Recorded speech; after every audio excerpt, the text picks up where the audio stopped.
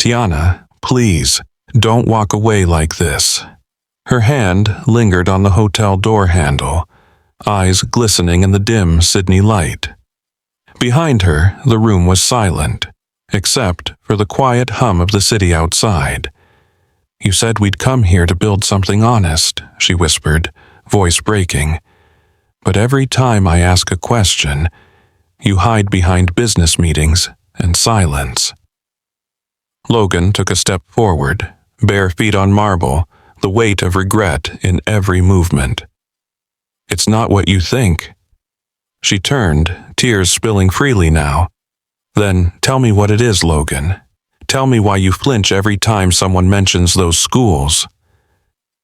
He swallowed hard, unable to meet her eyes.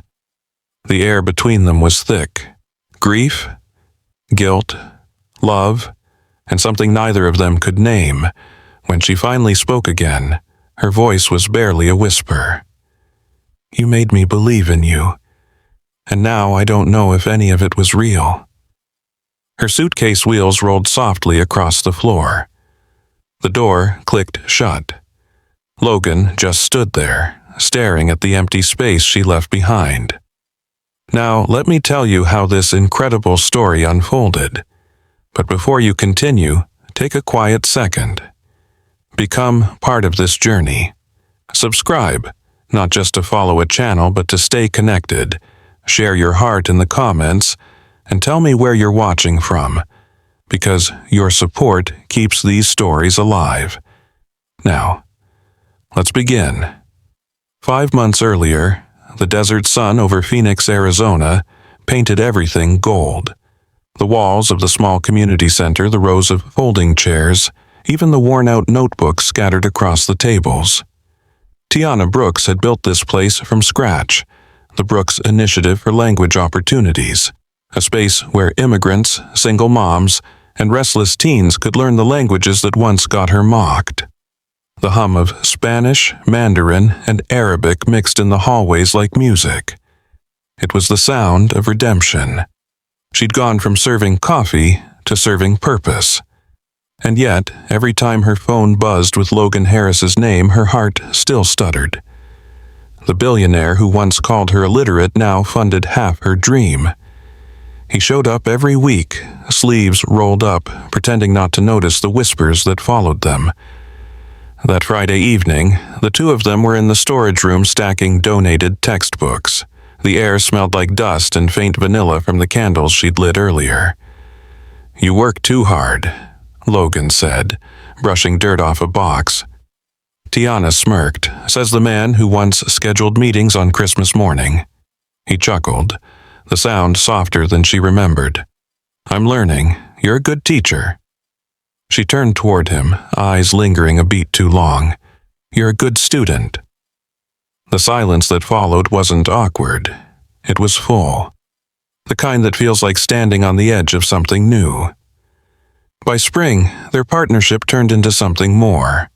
Late-night planning turned into long drives to Sedona, where they'd watch the red rocks fade into violet and talk about second chances.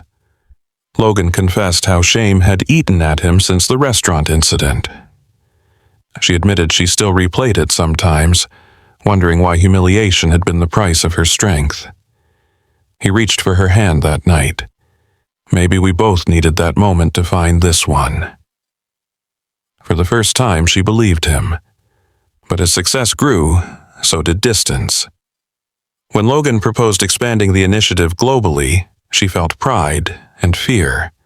Australia sounded like a dream, but part of her wondered, what if success took her right back into the world that once looked down on her?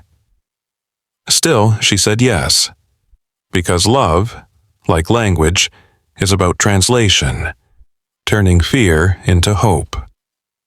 A few weeks later, they landed in Sydney. The city was bright, full of salt air and restless energy. Cameras flashed as they stepped out together. Waitress turned CEO and billionaire partner launch global education project. For a moment, she let herself believe she belonged there, until she caught Logan's expression during an interview. His smile looked practiced, his eyes somewhere else. That night, she asked quietly, "Are you okay?" He hesitated too long before answering. "Just tired. A lot riding on this trip." But his phone kept buzzing. Messages in languages she couldn't quite read flashed across the screen before he turned it face down. Something in her chest tightened. A week later, at a welcome dinner hosted in the glass atrium of the Harris Development's Sydney Tower, she overheard two executives whispering near the bar. "She doesn't even know what's going on, does she?" one said, laughing under his breath. "Pretty face, smart mouth. Logan's got himself good press." The other snorted. "He should tell her before it hits the boardroom. Those files aren't going to stay hidden forever." Her grip on her champagne glass faltered. Files? Hidden? She smiled politely through the rest of the evening, but something in her cracked. The fragile peace between her heart and her instincts. That night, when Logan reached for her, she whispered, "What aren't you telling me?" He froze. "Tiana, it's business. It's our business," she said softly. "And I can't build a world of honesty if you're building one of secrets." He didn't answer. She turned away, eyes glistening in the city light that seeped through the curtains. And in that silence, the same silence that had once held possibility, she felt something else. The beginning of the end. Have you ever felt a love starting to fade? Not because it stopped, but because truth went missing? Drop A if you've been there, and tell me in the comments what honesty really means to you. The next morning, sunlight leaked through the Sydney hotel curtains, painting soft gold on the floor. Tiana woke to the sound of Logan typing at the desk.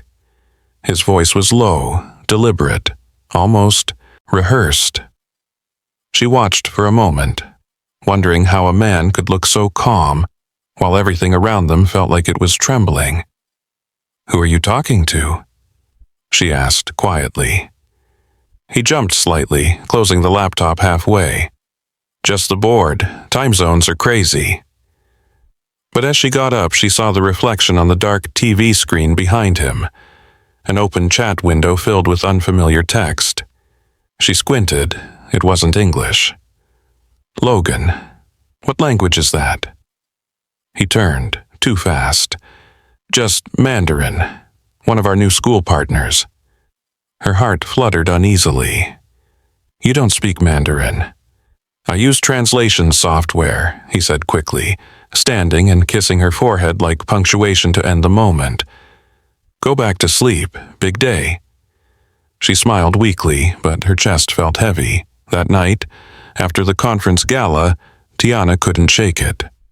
When Logan fell asleep, she sat on the floor beside his suitcase. The zipper trembled in her fingers, the guilt louder than the crickets outside. Inside, she found a silver flash drive and a stack of printed reports. Some of the files were titled in Albanian, others in Chinese. Her pulse quickened. She wasn't fluent in Albanian, but she understood enough. "Emri I studenteve. Numri I dokumenteve. Hirjet I approvuar.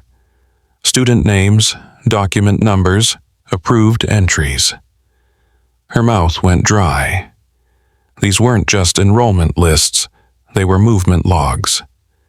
She opened the Chinese document next. It mentioned visa partnerships and educational transit approvals. Her hands trembled. If these were what she thought they were, someone was using educational programs, language schools, to move people across borders under fake paperwork. The next morning, she confronted him. "Logan," she began softly, "who are you really working with?" He blinked, startled. "What?" "These files," she said, sliding them across the table. "Why are there student lists tied to immigration clearance numbers?" His jaw tightened. "You went through my things?" "I went through our things," she said. "Because we're supposed to be a team." He ran a hand through his hair, the way he did when panic threatened to show. "You wouldn't understand. There are agreements. Partners that keep this program funded. Partners trafficking people, Logan? Her voice cracked, tears forming despite the fury. You're smarter than this. Please tell me you're not part of that. He looked at her then, not angry, not defensive, just broken. I didn't know, he whispered. Not at first. She turned away, clutching the edge of the table for balance. So you found out later, she said softly, and stayed quiet? I was trying to fix it from the inside, he said. You think the board listens to morality? They only listen to numbers. She laughed bitterly, wiping her eyes. You used to be the man who mocked me for not fitting in your world, and now you're telling me you stayed silent because you wanted to belong to theirs? He stepped closer, desperate now. Tiana, you're the only one who can help me fix this. You understand the languages. They're hiding things in codes, messages buried in translations. If we expose them wrong, people will disappear before we can help them. She hesitated, torn between the part of her that loved him and the part that no longer trusted him. So you want me to clean up your mess, she whispered. I want you to help me save people, he said, voice cracking. You're the only person I trust. And somehow that broke her even more, because in that moment, she realized trust wasn't the same as love. Love asks for hearts. Trust asks for truth.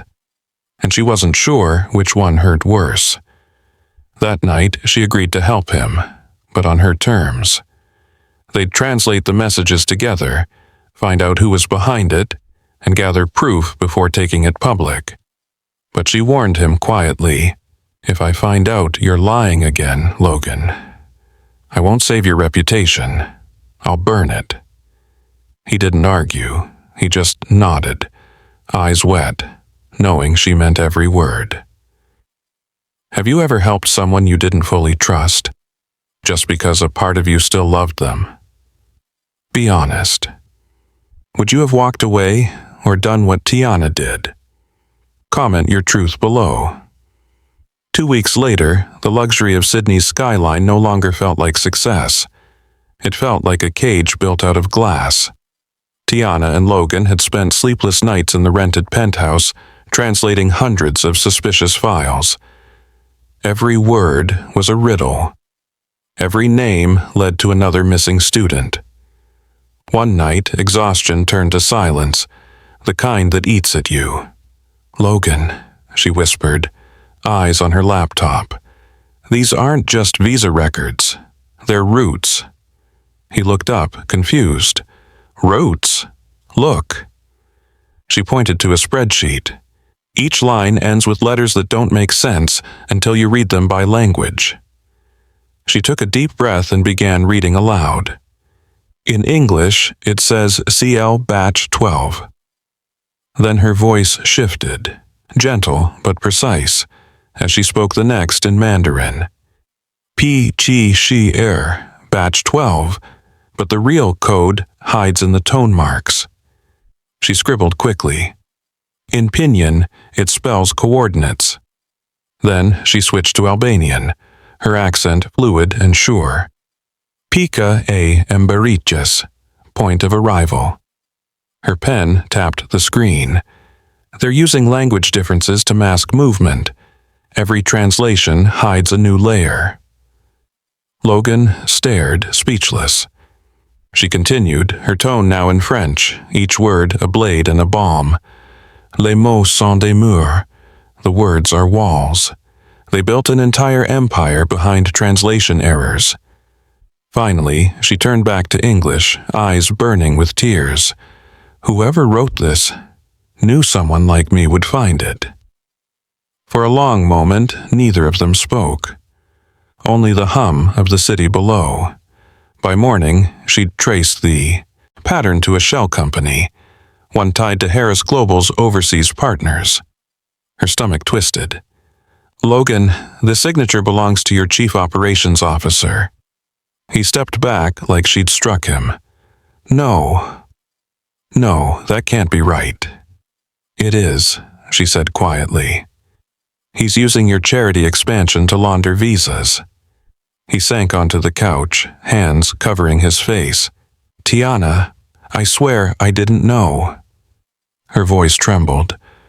"Maybe not at first, but you knew something was wrong." He looked up, eyes red, and I didn't want to believe it. That night, she stood by the window overlooking Darling Harbor, the lights shimmering like broken promises. He came up behind her, voice low. "What do we do now?" She turned slowly. "We tell the truth." He shook his head. "If we go public, they'll shut everything down, including your initiative. All those students, all that hope. You'll lose it." Tiana's heart cracked. "If I stay silent, I lose myself." The space between them pulsed with everything unsaid. Love, betrayal, guilt, and the ache of two people on opposite sides of the same truth. He whispered, "Tiana, I can't let you destroy everything we built." She looked at him with eyes full of grief and steel. "Then maybe you were never building the same thing I was." She left that night with the flash drive in her bag, tears drying in the cold air. For the first time, her genius felt like both a gift and a curse, the power to speak every language, yet no word left to describe her heartbreak. If you uncovered a truth that could save lives but destroy the person you love most, would you speak or stay silent? Comment below what your heart would choose. The following week, the Global Language Advancement Summit filled the Sydney Convention Center, rows of cameras, reporters, and dignitaries from across the world. On stage, banners of the Brooks Initiative fluttered beside the Harris Global logo. It should have been their proudest day. But Tiana's chest was tight, the flash drive heavy in her pocket. She looked across the stage at Logan, who was rehearsing his opening remarks. His eyes met hers, pleading, weary, and full of something that felt like surrender. When the lights dimmed and the cameras focused, he stepped to the podium first. "Today," he began, voice steady, "we celebrate unity through language. We celebrate truth." He stopped mid-sentence. The teleprompter froze. And from the front row, Tiana rose. Her heart pounded, but her voice was unshakable. "Before we celebrate truth," she said, "we must make sure we're actually speaking it." The room fell silent. She walked onto the stage, heels clicking softly, eyes on the crowd of hundreds. 5 months ago, she was a waitress. Today, she was a woman ready to change everything. "There's something you all need to know," she said. "Behind the programs we built, behind the partnerships we trusted, some have hidden exploitation." A ripple of whispers spread through the hall. Fake student visas, trafficked lives, coded documents written in multiple languages meant to be invisible. She pulled the flash drive from her pocket and placed it on the podium. "But language is my gift, and no one hides truth from me again." The screen behind her came alive, spreadsheets, names, and routes, each one decoded. As panic spread through the audience, Logan rose to his feet. For a second, no one knew which side he was on. Then he walked up beside her, took the microphone, and said quietly, "She's right." The room gasped. "I didn't know at first," he said, voice trembling, "but I should have. And I stayed silent when I should have spoken. That silence cost people their freedom." He turned to her then, tears in his eyes. "Tiana Brooks reminded me that speaking the truth isn't what destroys you. It's what saves you." He faced the crowd again. "Effective immediately, I'm stepping down as CEO of Harris Global, and I'll spend every day helping rebuild what greed destroyed." The applause didn't come right away. It started small, one person standing, then another, until the entire hall rose to its feet, Cameras flashed, reporters shouted, but in that moment it was just the two of them, standing side by side. Two people who had once met in arrogance and humiliation, now united in honesty and courage. Weeks later, back in Phoenix, the desert sunset washed the sky in fire and gold. Tiana stood outside the new Brooks Harris Language and Justice Center, where survivors of trafficking and refugees were now learning new languages and rebuilding new lives. Logan approached quietly, hands in his pockets. "I still can't believe you forgave me," he said softly. She smiled faintly. "Forgiveness isn't forgetting, Logan. It's remembering without hating." He looked at her for a long moment, then asked, "Do I still get to be part of this?" She reached for his hand. "You never stopped being part of it." They stood there as the last light of day spilled over the desert. Two voices, once divided by pride and pain, now spoke the same language: truth. Love isn't proven by promises. It's proven by truth. If you believe forgiveness can rebuild what lies once broke, drop a comment below and share your thoughts. Because maybe, just maybe, healing begins when we finally learn to speak the same language. Thank you for staying with me until the very last moment of this story. If something in it, even a single glance, a breath, a heartbeat, reached you, then this story did what it was meant to do. Every view, every heartbeat that listens, keeps this little world of stories alive. So before you go, take a quiet second. Become part of this journey. Subscribe, not just to follow a channel, but to stay connected to the next story waiting to speak to your heart. The next one goes even deeper. More truth, more love, more healing, and it's already waiting for you. Your next story begins right here.